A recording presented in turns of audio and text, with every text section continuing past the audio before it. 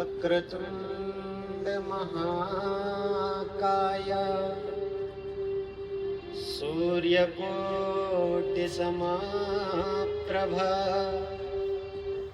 निर्विघ्नं कुरु मे देवा सर्वकार्येषु सर्वदा अभीप्सितार्थसिद्ध्यर्थं पूजितो यशुरासुरे सर्वविघ्नहरस्तस्मै श्रीगणाधिपतये नमः। श्री राधे राधे गोविंद गोविंद राधे श्री राधे राधे गोविंद गोविंद राधे श्री राधे राधे गोविंद गोविंद राधे श्री राधे राधे गोविंद गोविंद राधे गोविंद राधे गोपाल राधे गोविंद राधे गोपाल राधे गोविंद राधे गोपाल राधे गोविंद राधे गोपाल राधे श्री राधे राधे गोविंद गोविंद राधे श्री राधे राधे गोविंद गोविंद राधे बोल बाल कृष्ण लाल की जय। परम मंगलमय परात्पर अखिलेश्वर भक्तवांछा कल्पतरु अकारण करुणा वरुणालय मेरे गोविंद की कथामृत स्वरूपा श्री सत्यनारायण व्रत कथा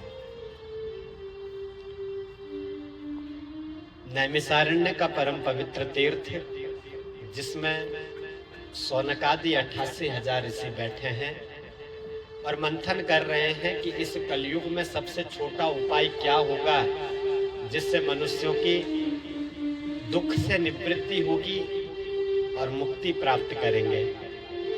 जब मन में कुछ विचार नहीं आ रहा है तो इतने में देखा कि एक 16 वर्षीय बालक दूर से चले आ रहे हैं। मस्तिष्क पर अद्भुत तेज, दिव्य वक्षस्थल, चौड़ी छाती और इतने दिव्य लग रहे हैं। इनका नाम है सूत जी महाराज। ऋषियों ने जैसे ही देखा प्रणाम किया, अभिवादन सत्कार किया और आसन पर विराजमान करके आज सूत जी महाराज जी से पूछा, एकदा नैमिषारण्ये ऋषया सौनकादया पप्रचुर्मुनया सर्वे सूतं पौराणिकं खलु। व्यास जी कहते हैं कि एक बार नैमिषारण्य तीर्थ में सौनकादि ऋषियों ने सूत जी से पूछा। क्या पूछा? व्रतेना तपसा किं वा प्राप्यते वांछितं फलम् तत्सर्वं श्रोतुमिच्छामः कथयस्व महामुने। ऋषि सूत जी महाराज से पूछे कि हे सूत जी महाराज, किस व्रत अथवा किस तपस्या को करने से मनवांछित फल की प्राप्ति होती है, आप हमें बताएं, हमारी बड़ी सुनने की इच्छा है और आपका एक एक वचन मुख से निकला हुआ मनुष्य के कल्याण के कार्य में आएगा। तो सूत जी महाराज बड़े प्रसन्न हुए इस प्रश्न को सुन के और कहने लगे, नारदेनैव संपृष्टो भगवान कमलापति सुरर्षये यथेवाह तच्छृणुध्वं समाहिता। सूत जी कहते हैं, हे ऋषियों, जो प्रश्न आपने मुझसे पूछा यही प्रश्न एक बार नारद जी ने भगवान विष्णु से पूछा। हुआ ऐसा कि एकदा नारदो योगी परानुग्रह कांक्षया पर्यटन विविधान लोकान मर्त्य लोकम उपागता। नारद ऋषि एक बार तीनों लोकों में भ्रमण कर रहे थे और भ्रमण करते करते इस मृत्यु लोक में पहुंचे। और मृत्यु लोक में पहुंचे तो इन्होंने क्या देखा? ततो दृष्ट्वा जनान् सर्वान् नाना क्लेश समन्वितान्। यहाँ इन्होंने देखा कि मृत्यु लोक के जो प्राणी हैं ये अनेक प्रकार से दुखों से बड़े पीड़ित हैं, क्योंकि मनुष्य ने कर्म तो कर दिए। ये नहीं सोचा कि मैं बुरा कर्म कर रहा हूँ, सत्कर्म कर रहा हूँ, और जिन्होंने बुरा कर्म किया उसका परिणाम भुगत रहे हैं। नाना योनि समुत्पन्नान् क्लिश्यमानान् स्वकर्म भी।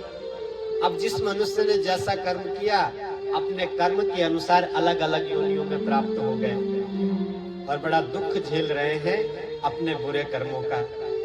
तो नारद जी ने सोचा केनोपायेन चेतेषां दुख नाशो भवेत् ध्रुवम् इति संचिन्त्य मनसा विष्णु लोकम गतस्तदा। किस प्रकार से इन प्राणियों का दुख दूर हो सकता है, ऐसा मन में विचार करके नारद जी विष्णु लोक को चले गए।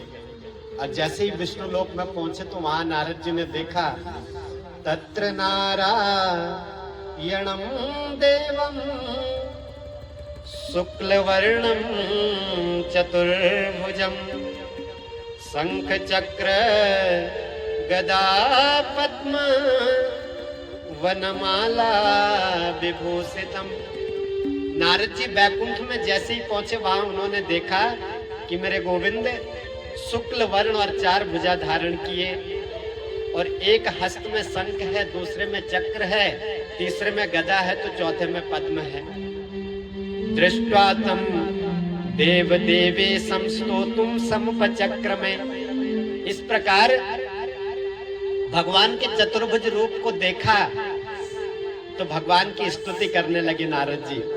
नमो वांग मनसातीत रूपायानंत शक्तये आदि मध्यांतहीनाय निर्गुणाय गुणात्मने।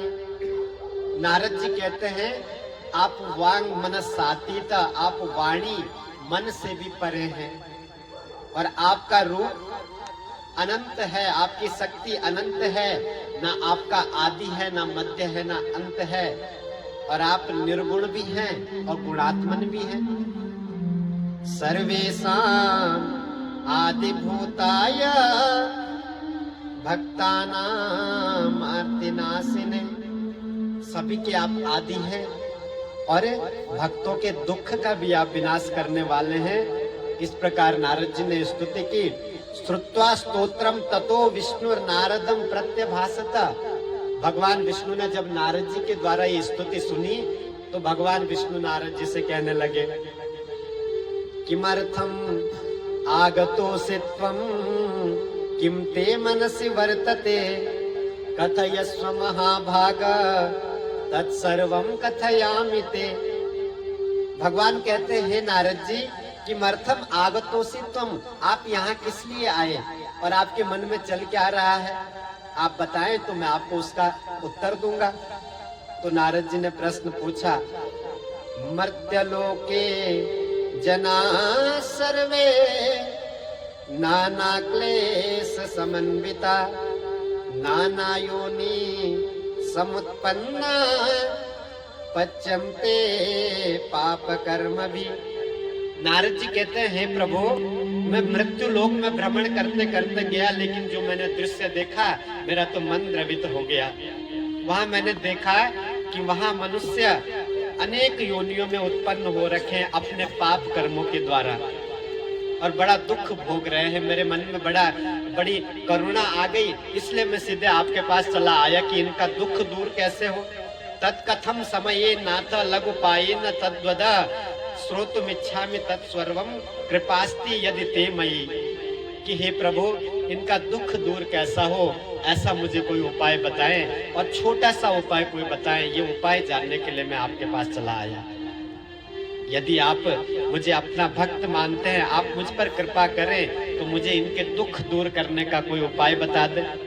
तो भगवान कहते हैं साधु पृष्ठम त्वया वत्स लोकानुग्रह कांक्षया यत् कृत्वा मुच्यते मोहा तच्छृणुस्व वदामि ते। भगवान विष्णु कहते हैं नारद जी, वास्तव में संतों का जीवन तो लोक कल्याण के लिए होता है। भगवान कहते हैं साधु पृष्ठम त्वया वत्सा लोकानुग्रह कांक्षया, कि हे साधु हे वत्स, तुमने जो प्रश्न किया ये प्राणियों के कल्याण के लिए, इस लोक के कल्याण के लिए किया, और तुमने ये प्रश्न लोक कल्याण के लिए किया, तो मैं तुम्हें बताता हूँ, यत् कृत्वा मुच्यते मोहात्, जिस कार्य को करने से ये मनुष्य सभी दुखों से मुक्त हो जाएंगे, ऐसा मैं तुम्हें उपाय बताता हूँ। कि प्रथमस्ति महत् पुण्यम स्वर्गे मर्त्ये च दुर्लभम तव स्नेहान् मया वत्स प्रकाश क्रियते धुना। एक व्रत है, बहुत पुण्य वाला व्रत है, स्वर्ग लोक हो मृत्यु लोक हो, सभी लोकों में बड़ा दुर्लभ है, और इस व्रत को अभी तक किसी के पास कहा भी नहीं। तव स्नेहान् मया, तुम पर मेरा विशेष प्रेम है, इसलिए मैं तुम पे ये तुम्हारे पास इस व्रत को बताता हूँ। सत्यनारायणस्यैव व्रतं सम्यक् विधानता कृत्वा सत्य सुखं भुक्त्वा परत्र मोक्षमाप्नुयात्। भगवान सत्यनारायण का व्रत है, विधि विधान से कोई इसको करे तो इसको करने से मनुष्य सुख प्राप्त करता है, और अंत में भगवान जो दुर्लभ मोक्ष होता है उसको भी प्राप्त कर लेता है। तच्छ्रुत्वा भगवद्वाक्यं नारदो मुनिरब्रवीत्। भगवान के वाक्य जब नारद ने सुने तो नारद मुनि कहने लगे, किम फलम किम विधानम च कृतं केनैव तद्व्रतं तत्सर्वं विस्तरात् ब्रूहि कदा कार्यं व्रतं प्रभो। हे प्रभु, इस व्रत को करने का फल क्या है, इसका विधान क्या है, और इस व्रत को कैसे किया जाता है, ये सब आप मुझे विस्तार से बताएं। तो भगवान कहने लगते हैं, दुख शोकादि समनम धन धान्य प्रवर्धनम। ये व्रत कैसा है? दुख शोक को नष्ट करने वाला, धन धान्य प्रवर्धनम, धन धान्य की वृद्धि करने वाला है। और कैसा है? सौभाग्य संततिकरम सर्वत्र विजय प्रदम यस्मिन् कस्मिन् दिने मृत्यो भक्ति श्रद्धा समन्विता। ये सौभाग्य प्रदान करने वाला, यदि किसी की संतान नहीं है तो संतान भी प्रदान करने वाला है, और सभी कार्यों में विजय प्रदान करने वाला है। नारद जी ने कहा, बोले इसको करना कब चाहिए? तो भगवान ने कहा, यस्मिन् कस्मिन् दिने मृत्यो भक्ति श्रद्धा समन्विता। जब भी मनुष्य के मन में श्रद्धा हो, भक्ति हो, तब इस व्रत को करना चाहिए। सत्यनारायणं देवं यजेत्यैव निशामुखे ब्राह्मणे बांधवेश्चैव सहितो धर्म तत्पर।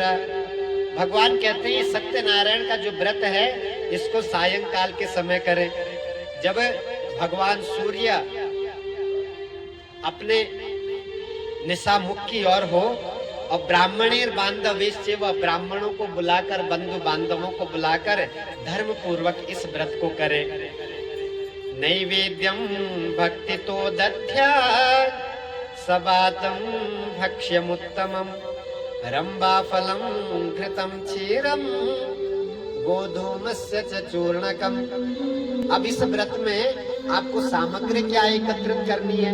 भगवान के लिए नैवेद्य जो भोग हम लगाते हैं, और भक्ति पूर्वक भगवान के लिए ग्रहण करें, समर्पित करें, और सवा मात्रा में जो ये वस्तुएं हैं, रंबा फल, केले का फल, घृत, क्षीर और गोधूम यानी गेहूं का चूर्ण, जिससे हम चूरमा भी कहते हैं। और यदि गेहूं के चूर्ण का अभाव हो, अभावे साली चूर्णम व शर्करा व गुड़स, था कि गेहूं के चूर्ण के अभाव में आप साठी का चूर्ण, शक्कर और गुड़ भी चढ़ा सकते हैं। सपादम सर्व भक्ष्याणी चेकी कृत्य निवेदयेत। सवा मात्रा में ये सारी सामग्री आप ग्रहण करें और भगवान को निवेदित करनी चाहिए। और इस प्रकार भगवान की पूजा कर, ब्राह्मण के मुख से सत्यनारायण की कथा श्रवण करके, और अंत में विप्राय दक्षिणां दद्यात् कथां श्रुत्वा जने सह ततश्च बन्धुभिः सार्धं विप्रांश्च प्रतिभोजये। कथा श्रवण के बाद प्रसाद ग्रहण इत्यादि ब्राह्मण को दक्षिणा प्रदान करें और सभी के साथ कथा श्रवण कर बंधु बांधवों के साथ फिर भोजन प्राप्त करें। प्रसादम भक्षयेत भक्त्या नृत्य गीतादिकम चरे। और जब प्रसाद ग्रहण कर ले, भोजन ग्रहण कर ले, फिर नृत्य गीतादि महोत्सव आयोजित करना चाहिए। एक प्रसन्नता जिसको हम कहते हैं कि भगवान का महोत्सव हो रहा हो तो नृत्य गीतादि भी हम आयोजित करें। ततश्च स्वगृहं गच्छेत सत्यनारायणं स्मरन्। ततश्च स्वगृहं गच्छेत, उसके पश्चात अपने घर को जाकर भगवान नारायण का भी स्मरण करते रहे। एवं कृते मनुष्याणां वांछा सिद्धिर्भवेत् ध्रुवं विशेषतः कलियुगे लघुपायोस्ति भूतले। ऐसा करने से मनुष्य मनवांछित फल प्राप्त करता है और विशेष प्रकार से इस कलयुग में ये सबसे छोटा उपाय है दुख दूर करने का और मनवांछित फल प्राप्त करने का। जितना हो सके भगवान के समक्ष जब बैठे बिल्कुल ध्यान से, और कुछ मन में ना चले, सिर्फ भगवत कथा और नाम स्मरण चलता रहे। श्रीमन नारायण नारायण